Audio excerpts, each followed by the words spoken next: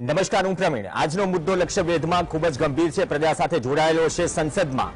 આમ પણ સુરક્ષા ચૂક મુદ્દે કમનસીબે દેશની સૌથી મોટી પંચાયત ચર્ચાનો દુકાર છે અને આ દુકાર દૂર કરવા માટે સત્તા પક્ષ અને વિપક્ષ એકબીજા સામે આક્રમક છે।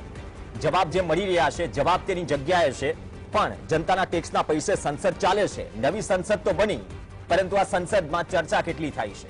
આ એ જ જનપ્રતિનિધિઓ છે જે વાર તહેવારે જેમ આઈપીએલમાં ઓક્શન ચાલતો હોય એવા જનપ્રતિનિધિઓના ભાવ બોલાતા હોય છે।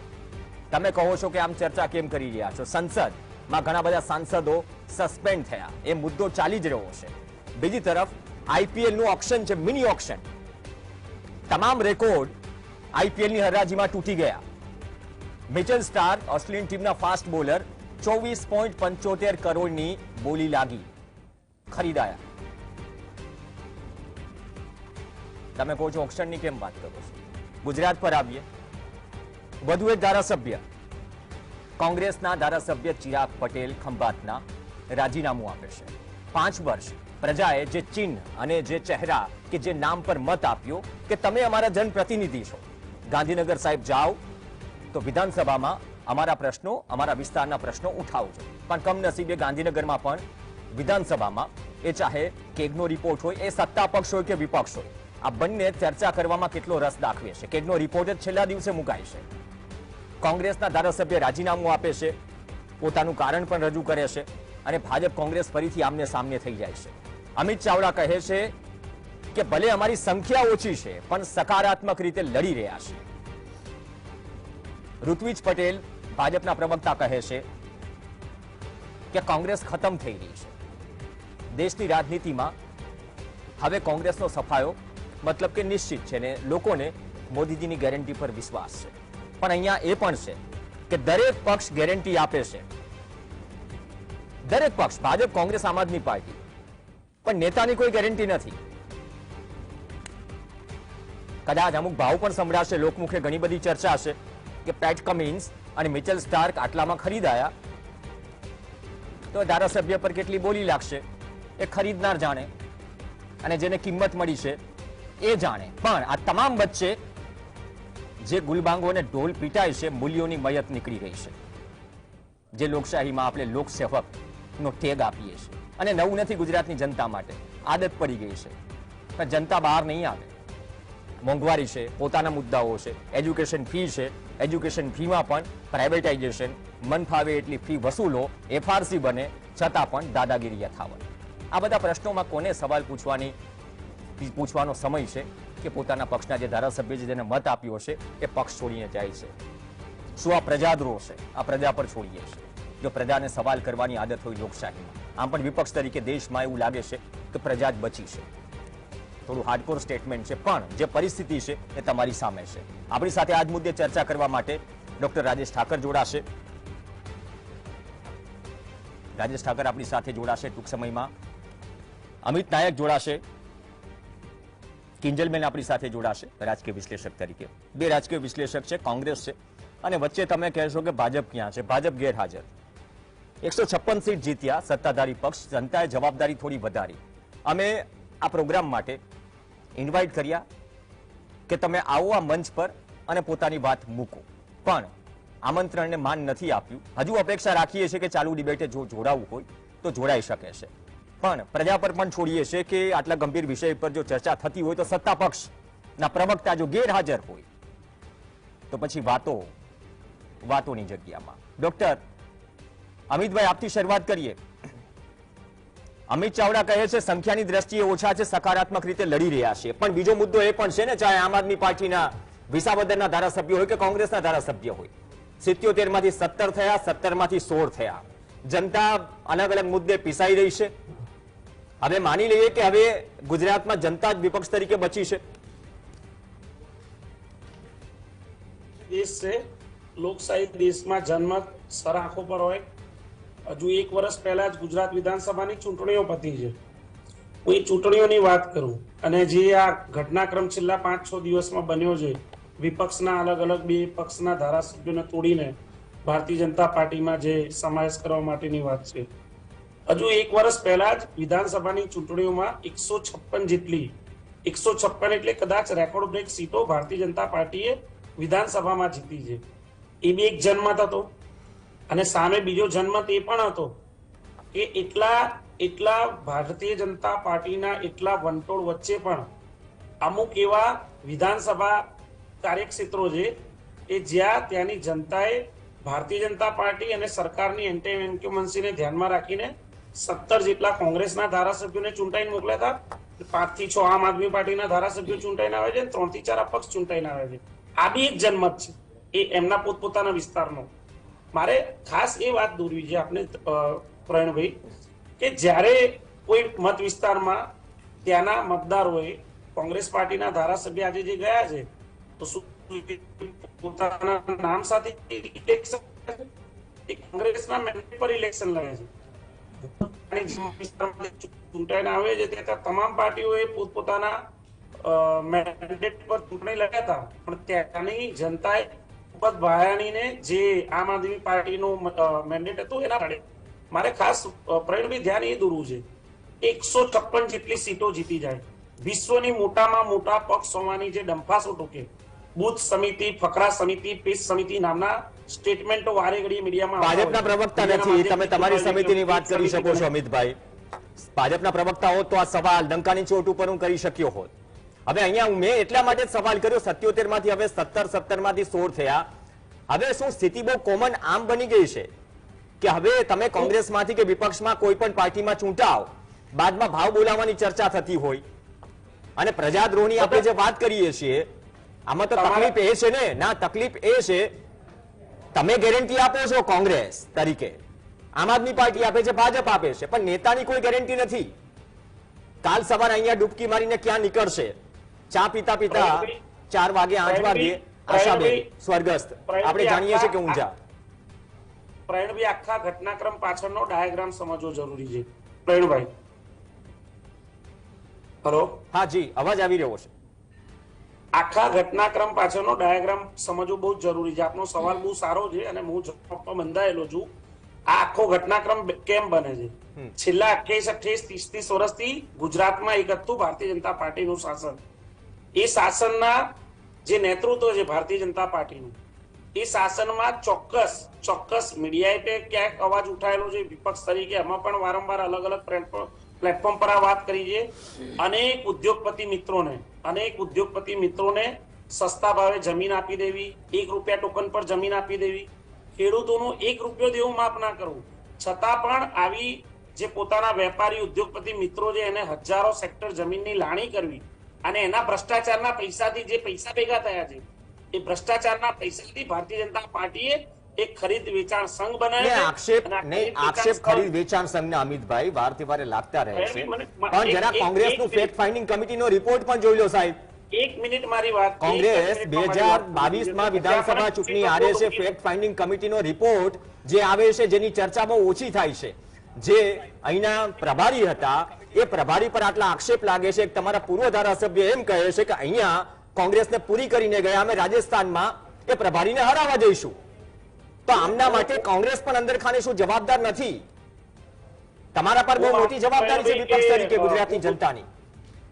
પ્રવીણભાઈ, ગુજરાત સમાચાર એ કેટલું મોટું નામ છે, જીએસટીવી કેટલું મોટું નામ છે, અને જે રીતે ભારતીય જનતા પાર્ટી આજે હાજર નથી એના પરથી તો મને ચોક્કસ વિશ્વાસ છે કે આપની ચેનલમાં એકદમ ન્યુટ્રલ વાત થતી હોય છે, આપની ચેનલમાં સકારાત્મક વાત થતી હોય છે અને વિપક્ષના અવાજને વાચા આપવા માટેનો સમય આપી જ રહ્યા છીએ સાહેબ. અને સત્તા પક્ષ હાજર નથી છતાં પણ ખુરશી ખાલી છોડી છે એ યાદ દેવડાવવા માટે કે તમે સત્તામાં છો, તમારી જવાબદારી છે. હું એ જ વાત કહેવા માંગુ છું, હું બિરદાવું છું.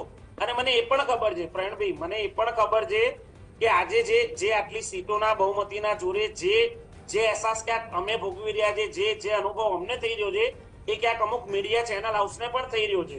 મીડિયા ચેનલ હાઉસને પ્રભાવિત કરવા, સવારમાં કમલમમાંથી એજન્ડા મોકલવો, એ એજન્ડા પ્રમાણે ડિબેટ કરાવી, આવી કેટલી ચેનલ થોડી અમિતભાઈ આવું છું કારણો જાણવા માટે. અમિતભાઈ ક્લિયર કરી દો, 1 મિનિટ ક્લિયર કરી દો. આ જનતાનો અવાજ છે, જ્યાં સુધી નહીં, બહુ સારી વાત કરી. આ જનતાનો અવાજ છે, જીએસટીવી માધ્યમ તરીકે એવું નહીં કોની સામે કોની સાથે, પણ જે છે ડોક્ટર રાજેશ ઠાકર એ જનતા સમક્ષ પહોંચાડવાની જવાબદારી સાથે છે. જે છે એ વાત કરીશું. કોઈને ગમે તો 2 રોટલા વધારે ખાઈ લે, પણ ડોક્ટર રાજેશ ઠાકર, અમિત નાયકની ચિંતા એ કોંગ્રેસના કાર્યકર્તા તરીકે, પ્રવક્તા તરીકે સાચી છે, એની રીતે માની લઈએ. પણ ફેક્ટ ફાઇન્ડિંગ કમિટીનો રિપોર્ટ 2022માં મેં ઉલ્લેખ પ્રભારીશ્રીનો પણ કર્યો ડોક્ટર, અને હવે ફરીથી 17માંથી 16 થયા. હિંમતસિંહ પટેલ કહે છે એકાદ બે ધારાસભ્યો જાય તો એટલો કોઈ ખાસ ફરક પડતો નથી. પણ સવાલ સીધો છે, મૂલ્યોની આટલી મયત નીકળી રહી છે, આ રૂટીન થઈ ગયું છે. વિપક્ષ જાણે શું હવે જનતા જ છે, બાકી છોડી દે અપેક્ષા? આમાં પ્રવીણભાઈ 2-3 વાત છે. એ પહેલી તો વાત છે કે હવે આ પક્ષ પલટાઓને આપણે વખોડવો કે આ પક્ષ પલટાને આપણે વખાણવો. કારણ કે જે જનતાની આપણે ચિંતા કરી રહ્યા છે કે આ જનતા સાથેનો ધ્રોહ છે, એમાં લગભગ 22 પક્ષ પલટુઓની પેટા ચૂંટણીઓ થઈ. એની અંદર 3 અપવાદને છોડી અને બાકી બધા જે છે એ પક્ષ પલટો કરેલી પાર્ટીમાં ગયા. એટલે જૂના સિમ્બોલને છોડ્યો, જૂની વિચારધારાને છોડી નવી વિચારધારા, નવા સિમ્બોલને અપનાવ્યો અને જનતાએ એમને પાછલા માર્જિન કરતા વધારે માર્જિનથી વિજય અપાવી દીધો. હવે આપણે આમાં કેટલું સમજવું કે જનતા આને નથી ગમાડતી કે જનતાની નારાજગી છે એ આ પક્ષ પલટો કરનારા વ્યક્તિઓની પાસે? કારણ કે 1 વર્ષ પહેલા જ્યારે તમે કોઈ એક પાર્ટીની સાથે લડો છો તો માત્ર પાર્ટીના બેનર નીચે નથી લડતા. એ પાર્ટીની આઈડિયોલોજી, એ પાર્ટીનું સંગઠન, એ પાર્ટીનો સિમ્બોલ, અને એની સાથે સેફોલોજીકલ રીતે પણ જુઓ તો કોઈ પણ ઉમેદવાર લડતો હોય તો 18-20% વોટ જે છે એ પાર્ટીના અને પાર્ટીના સંગઠન અને એની વિચારધારાને વરેલા લોકો એમને આપતા હોય છે. 5-7% વોટ એની પોતાની વ્યક્તિગત ઇમેજ ઉપર હોય છે. અને બાકી જે છે એ જે ફેરફાર થતો વોટ છે, ક્યારેક ભાજપમાં ગયો, ક્યારેક કોંગ્રેસમાં ગયો, જે છેલ્લા ટાઈમે નક્કી કરતા હોય, આના ઉપર ચૂંટણીઓ લડાતી હોય છે. 1 જ વર્ષ પછી કોઈ વ્યક્તિ જે છે, અને તમે ટાઈમિંગ હંમેશા જોશો તો રાજ્યસભા હશે, વિધાનસભા હશે અથવા લોકસભા હશે. ચૂંટણીના પહેલા આ જે છે એ થઈ રહ્યું હોય છે. એટલે એને આપણે સૈદ્ધાંતિક રીતે તમે લખ્યું છે મૂલ્યોની મૈયત, બિલકુલ સાચું ટાઇટલ છે. પણ આ મૂલ્યોની મૈયત જે છે એ જ્યારે પાછી પેટા ચૂંટણીમાં નીકળે છે ત્યારે તો એને લોકો વરઘોડાથી વધારી લે છે આ મૈયતને. હા, અને આજ એમણે પોતાનું રાજનૈતિક મૂલ્યો છે એને છોડ્યા છે, એ લોકોને ફરી વખત જે છે ચૂંટી મોકલે છે. એટલે પહેલો તો આ જનતા માટેનો મુદ્દો રહ્યો કે નહીં, આ સૌથી પહેલો વિષય છે. બીજી વસ્તુ એ છે કે જ્યાં સુધી અમિતભાઈએ કીધું, અમિતભાઈના કદાચ તમામ કારણો સાચા હશે, આપણે એવું માની લઈએ, પણ અમિતભાઈ આ પહેલી ઘટના નથી. 2012 થી લઈ અને 2023 સુધીનો તમે કોંગ્રેસનો આ ઇતિહાસ જુઓ અને એની અંદર સમયે એવું નથી કે વચ્ચે કોઈ માણસ જતું રહ્યું છે કોઈ કારણ વગર. મેં ગણાવ્યું એમ કે આ રાજ્યસભા, કે વિધાનસભા, કે લોકસભા, આની વચ્ચે તમારી અંદરથી, પાર્ટીની અંદરથી સામે જાય છે. કયા કારણોથી જાય છે એ કારણો તમે જાણો છો, જે તમે ટીવીના માધ્યમથી લોકોને કહી રહ્યા છો. તો એ કારણોનું નિદાન કરવાનું, રોગ તમને ખબર જ છે કે રોગ ક્યાં છે, તો એ કારણનું નિદાન કરવાનો પ્રયત્ન કોંગ્રેસે કેટલો કર્યો? નંબર 1.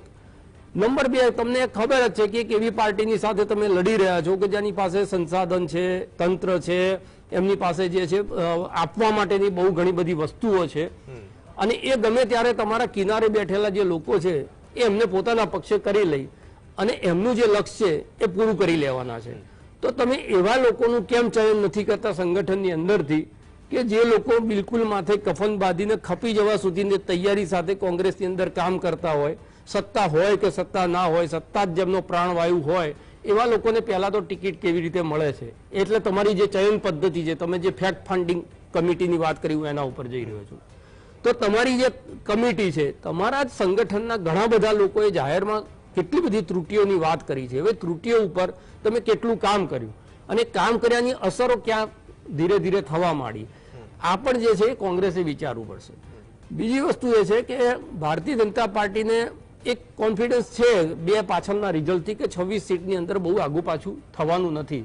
પણ એમનો જે લક્ષ્યાંક છે એ લક્ષ્યાંક દરેક સીટ ઉપર 2 લાખ 3 લાખના માર્જિનથી, એ લોકો તો 5 લાખ કહે છે, પણ આપણે એવું સમજીએ કે 2 કે 3 લાખના માર્જિનથી, એટલે જે 50% સુધી પહોંચેલો એમનો વોટ શેર છે એને 60% સુધી લઈ જવો. ઓકે, આ તો 60% ની, આવા ભાવની પણ વાત થઈ ને. અત્યારનું પોલિટિક્સ શું રાજેશભાઈ, એક ઇન્વેસ્ટમેન્ટ ટાઈપ રહી ગયું છે, જેમ શેર બજારમાં કે આજે હું ઇન્વેસ્ટમેન્ટ કરું ના, એટલે રાજનીતિ પણ બોલાશે કે મને આ મળશે. ગુજરાતના કેપ્ટન હાર્દિક પંડ્યા હતો, અત્યારે કોના કેપ્ટન છે? પણ રાજનીતિ આઈપીએલ ની મેચ નથી. આપણે કમસે કમ એટલું તો માનીને ચાલીએ જ્યાં લોકતંત્રમાં બેઠા છીએ. એટલે રાજનીતિ આઈપીએલ બની ગઈ છે. એટલે ખરીદનારા કરતા હું એમ કહું છું કે જે વેચનારી વ્યક્તિ છે, તમે વેચાવું માલને બજારમાં મૂકો છો ત્યારે પેલો માણસ આવીને ખરીદી જાય છે. તમે એવા વ્યક્તિઓને પાર્ટીની અંદરથી શોધો, અને શોધવા માટેની એક પ્રક્રિયા હોય સંગઠનના માધ્યમથી. બહુ બધા એવા લોકો છે જેને કોંગ્રેસે કદાચ કશું જ નહીં આપ્યું તોય કોંગ્રેસ માટે, કોંગ્રેસની વિચારધારા માટે લડી રહ્યા હશે. તો તમે રિફોર્મ નથી કરતા. તમે પક્ષના પ્રમુખોને ચૂંટવાની અંદર બહુ લાંબો સમય થાય, એ ચૂંટાયા પછી નીચેનું જે માળખું છે એ માળખાની અંદર વર્ષો એકના એક લોકોને તમે ત્યાં આગળ જ્યારે જગ્યા આપો ત્યારે આ બધી ત્રુટિઓ છે, ત્રુટિઓનો લાભ જે છે એ ભારતીય જનતા પાર્ટી જે તે વખત લઈ જાય છે. એટલે મુદ્દો એ છે કે કોંગ્રેસની પોતાની સંગઠનાત્મક કમજોરીનો ફાયદો ભારતીય જનતા પાર્ટી ઉઠાવે છે. નૈતિક છે અનૈતિક છે આખો એ વિષય જે છે જેમ એમણે ચર્ચ્યો એ પ્રમાણે જુદો છે. એ જ રીતે આ જે પક્ષ પલટો છે એ પ્રજા માટે પણ હવે નૈતિક કે અનૈતિક રહ્યો છે. એના કાટલા બી છેવટે તો આપણે જનતાની અદાલતમાં આપણે કહીએ છીએ જનતાની અદાલત, જનતાએ જે ચુકાદો આપ્યો છે શિરોમાન્ય, તો જનતા પણ હવે પક્ષ પલટાના ઉપર જે એનો મેન્ડેટ હોવો જોઈએ એ મેન્ડેટ નથી આપી રહી. ઓકે કિંજલબેન, આમ તો લોકપ્રતિનિધિ, જનપ્રતિનિધિ જે શબ્દ વાપરતા હોય એ તો જનપ્રતિનિધિ લોકોના પેરોલ પર હોવા જોઈએ. લોકોના પેરોલ પર જ છે. જનતાના ટેક્સમાંથી પગાર ચૂકવાય છે તમામ જનપ્રતિનિધિઓને. પણ 5 વર્ષ માટે તમે ચૂંટાઓ અને એકાદ વર્ષમાં તમે રાજીનામું ધરી દો. આ એકમાત્ર ઘટના નથી. ઇગલ્ટન રિસોર્ટથી માંડીને ઘણા બધા પોલિટિક્સ થયા છે. અને આ પ્રકારે ખરીદ વેચાણ સંઘને જે 100 કરોડ, એક ભૂતપૂર્વ સીએમ એમ કહ્યું હતું કે 100 કરોડમાં તો આખી કોંગ્રેસ આવી જાય, બીજા નંબરની વાત છે. પણ આ પ્રકારનું પોલિટિક્સ, પ્રજાના મુદ્દા, પ્રજાની જવાબદારી, આ બધું જ શું આઈપીએલ ની ગેમ જેવું થઈ રહ્યું છે? શું રાજનીતિ આઈપીએલ બની ગઈ છે? જો બે વસ્તુ છે. આઈપીએલ એ સ્પોર્ટ્સ છે અને રાજનીતિ એ દેશને ચલાવવા માટે, દેશને વિકસિત કરવા માટે, જન સુધી સુખાકારી પહોંચાડવા માટેની એક તંત્ર છે. બંને વસ્તુની સરખામણી કોઈ દિવસ હોઈ જ ન શકે. પરંતુ જ્યારે રાજનીતિની વાત આવે છે ત્યારે આપણે જોયું છે, જેમ તમે હમણાં ઉલ્લેખ કર્યો અને રાજેશભાઈએ પણ ઉલ્લેખ કર્યો, કે આ એક પક્ષમાંથી બીજા પક્ષમાં જવું અથવા તો ગઠબંધનો કરવા, વિરોધી વિચારધારા હોય છતાં બે પાર્ટીઓ ગઠબંધન કરે સામેવાળી પાર્ટીને હરાવવા માટે, અથવા તો ઇલેક્ટ થયાના થોડા જ મહિનાઓમાં, થોડા જ વર્ષોમાં રાજીનામું આપીને સામેની પાર્ટીમાં જાય. આ બધું આપણે નવી વસ્તુ નથી. જેમ એમણે વાત કરી 2012-17 આપણે જોયું જ છે. 2017માં કોંગ્રેસમાં ખૂબ બધા યુવાનો જોડાયેલા હતા અને ખૂબ માર્જિનથી જીતેલા અને ભાજપને સમેટી હતી 100ની વચ્ચે, 100ની અંદર. નર્વસ 99 હતું. અને એ પણ એટલી મોટી જે એક રીતે સફળતા કહેવાય કોંગ્રેસની, એ સફળતાના જે સુકાનીઓ હતા એમને પણ સાચવી ન શક્યા. તો એમને તો, અને કોંગ્રેસ પાસે શું સંસાધનો નથી? શું એમની પાસે વ્યવસ્થાઓ નહોતી કે જે સાચવી ના શકે પોતાના યંગ ટેલેન્ટેડ નેતાઓને, અને એ લોકો બીજે જતા રહે? ક્યાંક ને ક્યાંક ગુંગળામણ, જે મુદ્દો ત્યારના નેતાઓ પણ કહેતા હતા અને આજના નેતાઓ બી કહે છે કે ભાઈ, પટેલે પણ આ વાત કરી કે ગુંગળામણ હતી ચિરાગ પટેલની. હા, એટલે એ જ વસ્તુની હું વાત કરું છું કે તમે સૈદ્ધાંતિક રીતે તમારી વિચારધારાને વળગી રહે એવું યુથ લાવો. એને 20-25 વર્ષ તમારી સાથે કેમ ના જોડાય? રાજનીતિને ખાલી પ્રોફેશનની જેમ ના લઈ શકાય. જેમ ધારો કે મીડિયામાં તમે વાત કરો કે કોઈ પણ કોર્પોરેટમાં વાત કરો કે ક્યાંક સારી તમને તક મળતી હોય તો તમે બીજી કંપનીમાં જતા રહેતા હોવ છો. એવી જ રીતે પ્રોફેશન તરીકે રાજનીતિ ભલે પ્રોફેશન હોય છતાં એને પ્રોફેશનની જેમ ના લઈ શકાય કે તમે કૂદકા મારીને દર 2 વર્ષે બીજી કંપનીમાં જાઓ, એવી રીતે દર 2 વર્ષે બીજી પાર્ટીમાં જાઓ. તો ન તો એ નેતાનું લાંબી કરિયર બને છે, ન તો એ હેલ્ધી છે એક લોકશાહીની દ્રષ્ટિએ. એટલે વૈચારિક રીતે તમારી સાથે જોડાયેલા જે પાયાના કાર્યકરો છે એ લોકો ડેવલપ થઈને આગળ પક્ષને લઈ જાય તો વધારે સારું. વિચારધારાની વાત કરીએ. વિચારધારા તો 1 કલાકમાં બદલાઈ જતી હોય છે ખેસ સાથે, કે મને આ વિચારધારા સાથે ન ફાવ્યું. કે પ્રેક્ટિકલ આન્સર જે આપી રહ્યા છે. હવે હું તમને એ જ વાત કરું કે ભાઈ આજનો યુવાન છે, આજના યુવાનોની ધીરજ બી, પેશન્સ જેને કહેવાય, કે મને મારા જે રિઝલ્ટ છે એ ભલે 10 વર્ષે મળે, 20 વર્ષે મળે, પણ હું મારી વિચારધારાને વળગી રહીશ. એ પેશન્સ આજે કોઈ પણ સેક્ટરમાં ઓછી થતી જાય છે. એમને ત્વરિત રિઝલ્ટ, ત્વરિત એના જે કહેવાય કે ફળ, એની આશા હોય છે. અને એના કારણે પ્લસ તમે 17+, હું તો તમે 17 કહો છો, હું તો 17+ ઇન્ડી અલાયન્સ ગણી 17+5 હું તો ગુજરાતમાં 22 ગણું છું, હું તો 22 ગણું છું, 22 માંથી 2 એટલે કે 10% સીટો એક જ દિવસમાં એક જ વીકમાં જતી રહે. અને હજી જે ચિરાગભાઈ છે એવું કહે છે કે હજી તો ઘણા આગા પાછા થવાના એંધાણ આપે છે. અને એટલે એ ક્યાં સુધી, મતલબ એ લોકો સાચવી નથી શકતા. આટલે 17 જણના ગ્રુપને કે 22 જણના ગ્રુપને ઇન્ડિયા અલાયન્સ સાચવી ના શકે. એવું માનીએ કે 70 ને સાચવી ના શકે, પણ 17 ને તો સાચવો.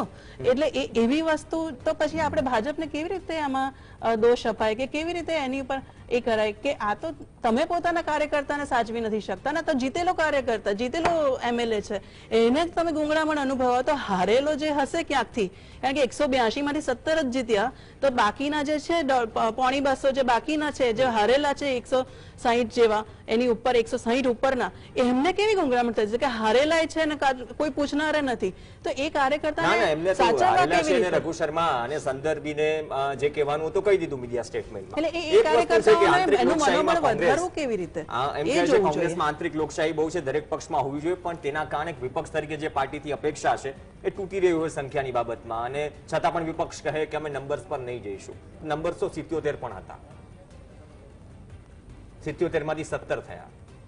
પણ પાક વીમો, પ્રધાનમંત્રી ફસલ બીમા યોજના, મુખ્યમંત્રી કિસાન સહાય યોજના, પૂરથી માંડી, તાવતેથી માંડી, બિપોરજોયથી માંડી ઘણા બધા મુદ્દાઓ છે.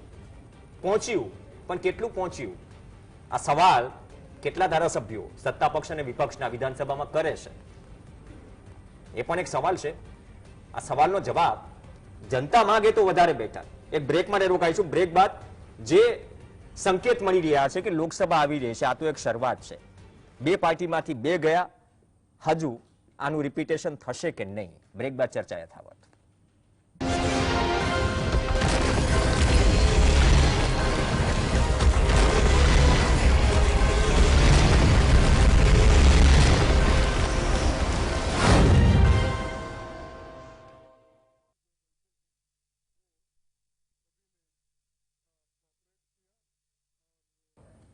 Welcome back. મૂલ્યોની મૈયત.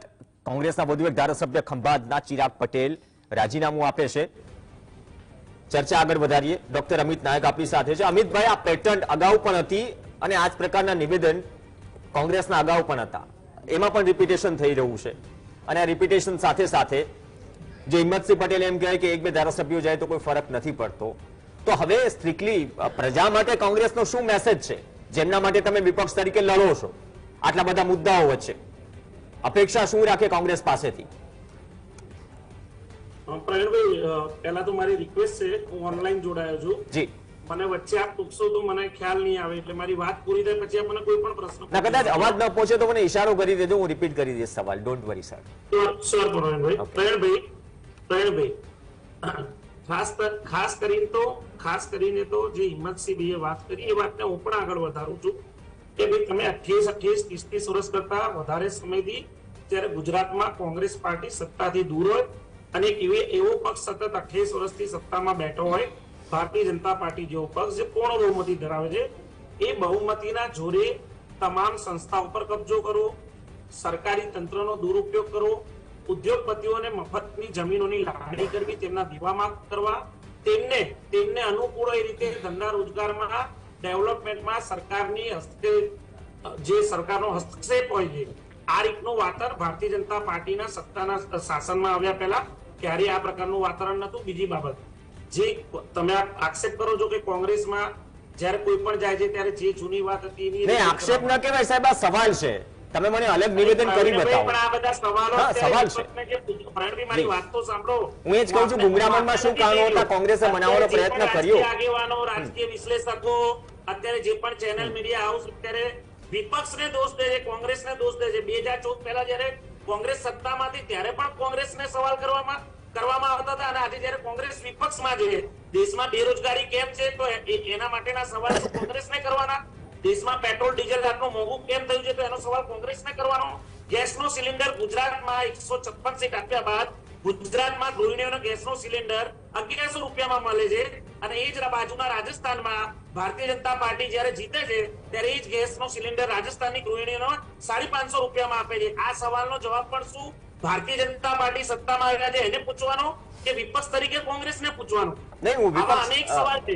અમિતભાઈ તમારી વિપક્ષ તરીકે હું સવાલ એ તમારી જ વાત આગળ વધારું છું અમિતભાઈ, હું ટોકતો નથી. હું એમ કહું છું, મેં સિમ્પલી એટલું પૂછ્યું કે કદાચ આ પ્રકારની સ્થિતિ હતી, જો તમારો ખંભાત મતલબ કે કોંગ્રેસનો ગઢ મનાતો હોય, એક ટેક્ટિકલી પણ આ મૂવ એ તરીકે તમે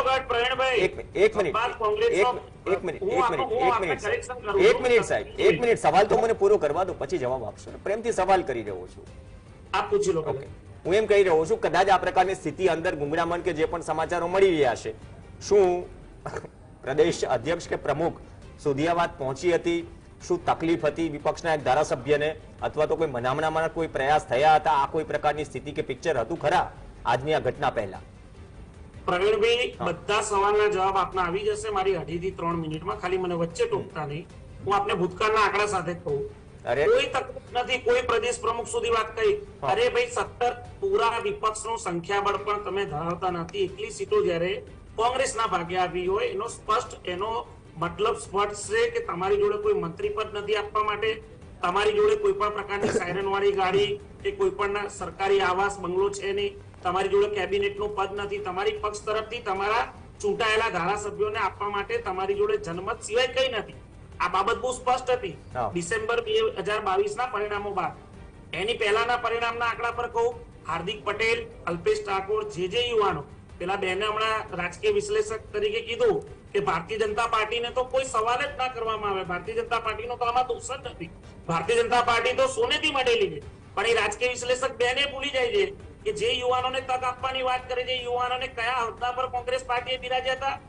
લોકો 40 વર્ષથી જયારે યોગદાન આપે છે પક્ષમાં અને જે હોદ્દા પર બેસે છે, એ હોદ્દા પર એક યુવા આગેવાન તરીકે યુવાનોના નેતૃત્વ કરી શકે, યુવાનોની વાત કરી શકે. હાર્દિક પટેલને ગુજરાત કોંગ્રેસે કાર્યકારી પ્રમુખ બનાવ્યા હતા.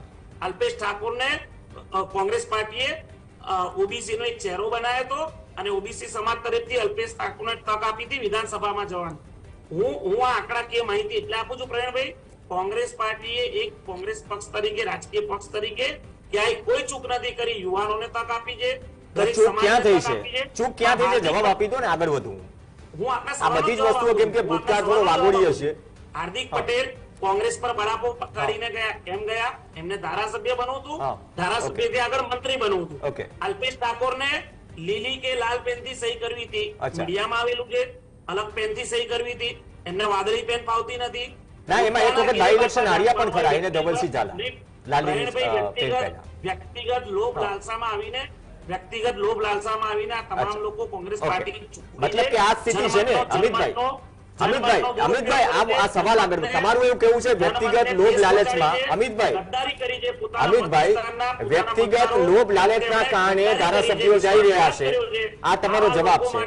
રાજેશભાઈ, ઓકે, આજે ક્ષણિક લાભ માટે ભલે લોકો ઓકે, અમિતભાઈ, નવી જગ્યાએ બેસે, ઓકે, અમિતભાઈ એમ કહે છે, ક્યારે આવા લોકોનો અમિતભાઈ વન્ય થઈ ગયું છે, તમે ચકાસી લો, ઇતિહાસ ક્યારે આવા લોકોને માફ નથી કરતો. ઓકે, અને આમનું એક જ સ્થાન હોય છે, અને સ્થાનમાં આમના શબ્દની આગળ અથવા પાછળ ગદ્દાર નામનું. ઓકે, રાજેશ ઠાકર, જો અમિતભાઈનો એક માર્ગ પકડીએ કે વ્યક્તિગત લોભ લાલચના કારણે કે અપેક્ષાના કારણે વિપક્ષ તરીકે સીટ એટલી હતી કે આપવા માટે કઈ નહોતું.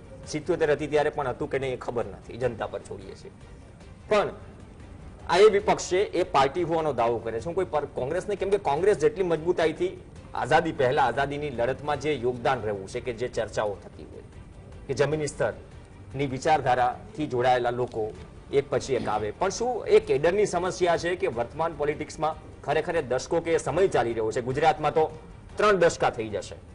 અહીંયા સત્તા પક્ષમાં કોઈ પણ હોય, મજબૂત વિપક્ષની શોધમાં છે જનતા, મજબૂત સત્તા પક્ષના શોધમાં પણ છે કે જેથી આ મુદ્દા ઉપર વાત કરે. શું બંને એક જ ત્રાજવે છે, સત્તા પક્ષ અને વિપક્ષ? આમાં જનતા જાય ક્યાં? કોઈ ત્રીજો રસ્તો તો બચ્યો નથી. જો આપણી તકલીફ એ હોય છે કે આપણે કોંગ્રેસના આ સ્થિતિ માટેની કારણોની જે સકારાત્મક ચર્ચા કરીએ એને કોંગ્રેસ જો નકારાત્મક રીતે લેવા માંગતી હોય, કારણ કે આપણનો કોંગ્રેસમાં, ભાજપમાં રસ નથી, આપણને લોકતંત્રમાં રસ છે. અને લોકતંત્રની અંદર વિપક્ષ જે છે મજબૂત પણ હોવો જોઈએ, લડતો પણ હોવો જોઈએ, અને સત્તામાં બેઠેલા લોકોને વિપક્ષનો ભય હોય, આટલી આપણે કલ્પના કરીએ. અમિતભાઈ જે કારણો બતાવે છે, મેં એટલા માટે કીધું કે એમના કારણો નથી બદલાતા. જે કારણો બતાવે છે તો શાશ્વત રહેવાના છે. ભારતીય જનતા પાર્ટી આજે સત્તામાં છે, એ જે નીતિ રીતિનો ઉપયોગ કરી રહી છે એ આગળ પણ કરતી રહેવાની છે. તેનો મતલબ એ થયો કે એક તરફથી હથિયાર મુકાઈ ગયા છે કે અમારા જે છે એમાંનો ગમે ત્યારે ગમે તે વ્યક્તિ જતો રહેવાનો છે. એટલે આ જે પ્રક્રિયા છે અટકવાની નથી. સવાલ એ છે કે તમે એને અટકાવવા માટેના પ્રયત્ન રૂપે તમે શું કર્યું? તમારી જે ચયન પ્રક્રિયા છે તમારા સંગઠનની અંદર એમણે કીધું નવા બહુ લોકોને અમે તક આપી. મને છેલ્લા 5 પ્રમુખોની અંદર એવું બતાવી દો કે કોઈ 30-35 વર્ષના યુવાનને પ્રદેશ પ્રમુખનું પદ આપી દીધું. ઘણા યુવાનો એવા છે, અમિતભાઈ આપણી સામે બેઠા છે કે જે અત્યારે એમની પાર્ટીને નબળી વિકેટ ઉપર પણ ડિફેન્ડ કરી રહ્યા છે. એ પણ વસ્તુ સ્થિતિ એ છે કે જયારે તમે એનું રિફ્રેશમેન્ટ બટન નહીં દો, આપણે એમ નથી કહેતા જૂના બધાને મૂકી દો માર્ગદર્શક મંડળમાં, તમે નવું લઈ આવો, પણ તમારે ક્યાંક ને ક્યાંક જનરેશન ટુ જનરેશન જે ફેસ છે, કારણ કે નવો માણસ આવશે, એનું આઈડિયોલોજી, એનું વિઝન જુદું હશે, એની કામ કરવાની પદ્ધતિ જુદી હશે. આ જ્યાં સુધી તમે નહીં કરો, તમારા માળખાઓને તમે જોઈ લો, છેલ્લા કેટલા બધા પ્રદેશ માળખાઓને, તો એની અંદર કેટલા નવાના નામ છે ને કેટલા જૂનાના નામ છે, તો પણ જે વસ્તુ છે સ્પષ્ટ થઈ જવાની છે. એટલે ભારતીય જનતા પાર્ટી જે કરે છે ને ડિફેન્ડ, બીજું એમણે કીધું વિપક્ષને સવાલ, તો આજે પેટ્રોલનો પ્રશ્ન હોત, આજે મોંઘવારીનો પ્રશ્ન હોત, તો સત્તાને સવાલ 100% થતા જ હોત. આજે જે વિષય છે નબળી પડતી કોંગ્રેસ અને એનો લાભ લેતી ભારતીય જનતા પાર્ટીનો વિષય છે, અને એટલા માટે ચર્ચા આપણે કરી રહ્યા છે કે કોંગ્રેસને આ કારણો શોધવાની જરૂર છે. તમે જતા હોય ને જવા દો વાળી પોલિસી રાખશો તો 70 થી 70 કમિટીનો રિપોર્ટ આવ્યો બાદમાં શું એક્શન લેવાય? એટલે કહેવાનો મતલબ એ છે કે જ્યાં સુધી તમે સ્ટ્રોંગલી, તમારે જયારે કશું જ ગુમાવવાનું નથી હોતું ત્યારે તો તમે સૌથી વધારે સાહસી નિર્ણયો લઈ શકો. તો એ સ્થિતિની અંદર કોંગ્રેસ છે, ત્યારે પણ જો એ નિર્ણયો નહીં લે અને આ રીતના જે લોકો છે એમની આખી કેરીના ટોપલામાં 8-10 કેરીઓ જે સડેલી છે, જે બીજા બધાને બગાડતી હોય, એને ઉંચકીને બહાર નહીં ફેંકે ત્યાં સુધી આ સ્થિતિ રહેવાની છે. ઓકે, એ જ પ્રજાની મજબૂરી બની ગઈ છે કિંજલબેન. જો ચિરાગ, કારણ કે આમાં શું છે, એક રામ મનોહર લોહિયાનું એક બહુ સારું સેન્ટેન્સ છે કે જબ રાસ્તે સુમસાન હોતે હો તો સંસદ આવારા હો જાતી. એસેમ્બલીની વાત કરી લઈએ, વિધાનસભાની. મેં એટલા માટે જ કેગના રિપોર્ટની વાત કરી કે કેગના રિપોર્ટ જ્યારે લેખાજોખા રજૂ થાય છે ત્યારે ન તો સત્તા પક્ષ ન તો વિપક્ષ, આ એ જ પ્રતિનિધિઓ છે જે ચર્ચા કરવાના હોય છે, જે સરકારના આંકડા છે, સરકારનું એનાલિસિસ છે. તો શું જનતાની પણ હવે મજબૂરી બની ગઈ છે? જો આમાં પ્રવીણભાઈ, ચિરાગ પટેલે જે ખંભાત વિધાનસભામાંથી રાજીનામું આપ્યું અને જેની ચર્ચા આજે આપણે કરી રહ્યા છીએ, તો એમણે રાજીનામું આપતી વખતે 2-3 મુદ્દા જે પ્રેસ કોન્ફરન્સમાં કહ્યા એને બી ધ્યાનમાં લેવા જોઈએ. એમણે એવું કીધું કે ભાજપનો વિરોધ કરતા કરતા કોંગ્રેસ દેશના વિરોધની તરફ જતી જાય છે. એટલે એ ના થવું જોઈએ. ભાઈ, તમે ભલે એક જે પાર્ટી રૂલિંગમાં હોય એનો વિરોધ કરો, જ્યારે તમે વિરોધ પક્ષમાં હોવ ત્યારે તમે મુદ્દા ઉઠાવો, પણ જ્યારે દેશની વાત આવે ત્યારે બી કોઈ સારા નિર્ણયો લીધા હોય એને વખોડ્યા જ કરવાના છે. એટલે એ નથી ગમતું જનતાને. આ વસ્તુ મેં પહેલા પણ ડિબેટમાં કીધી છે કે તમે દેશની વાત આવશે ત્યારે જો સત્તા સાથે નહીં ઉભા રહો કે સત્તાના સાચા નિર્ણય સાથે નહીં ઉભા રહો તો people will not like it. જનતાને નહીં ગમે, કારણ કે એને ખબર પડે છે. એટલે જે દેશનો વિરોધમાં ના થવો, દેશના વિરોધમાં ના બેસી જવું જોઈએ વિરોધ પક્ષે, એ બહુ એક જોવાની વાત છે.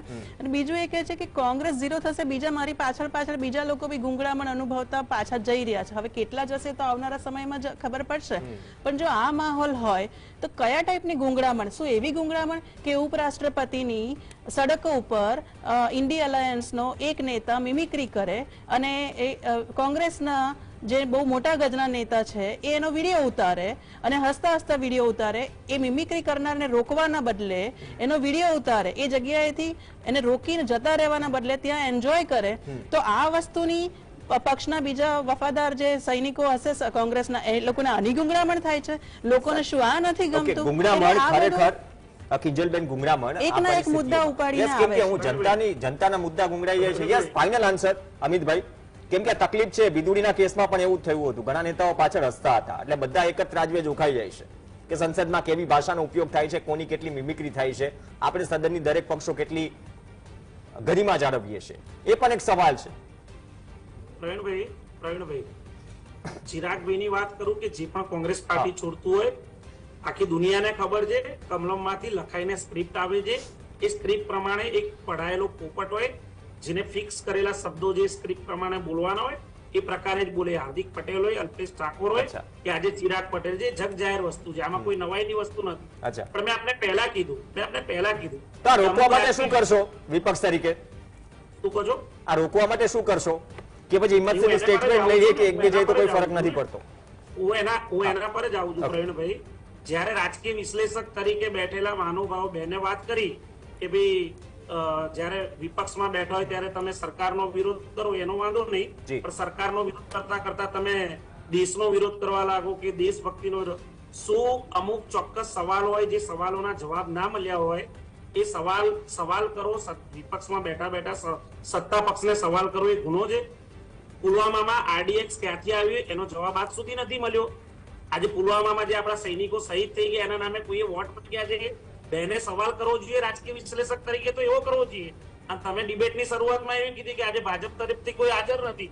મને એવું હતું કે હું વિપક્ષ તરફથી રાજકીય વિશ્લેષક જોડે ચર્ચા કરીશ, પણ મને નતો ખ્યાલ કે તમે મને પહેલા કીધું કે ભાજપ તરફથી તો કોઈ નથી આવ્યું. પણ જયારે કિંજલબેન હાજર હોય ત્યારે ભારતીય જનતા પાર્ટીના પ્રવક્તા હાજર ના હોય તો પણ ચાલી જાય છે. અરે અમિતભાઈ આ તમારો અભિપ્રાય. અમિતભાઈ લોકો જોવે જ છે. અમિતભાઈ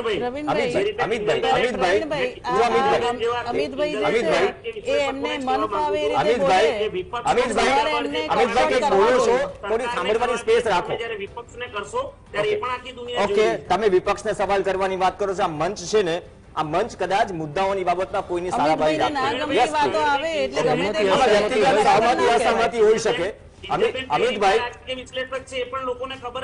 ઓકે, હું એ જ કહું છું સહમતિ અસહમતિ હોઈ શકે, પણ વ્યક્તિગત ટિપ્પણી બેઠા બેઠા સરકારનો વિરોધ કરવા માંગતા હોય છે.